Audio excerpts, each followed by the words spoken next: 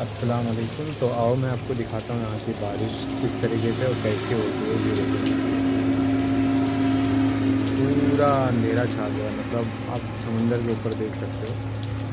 पूरा एकदम वो हो गया है, ऐसा लग रहा है कि बाढ़ जैसा, मतलब बाढ़ नहीं जैसा, लेकिन ऐसा लग रहा है कि समंदर के अंदर बहुत तेज़ बारिश होती है। देखो,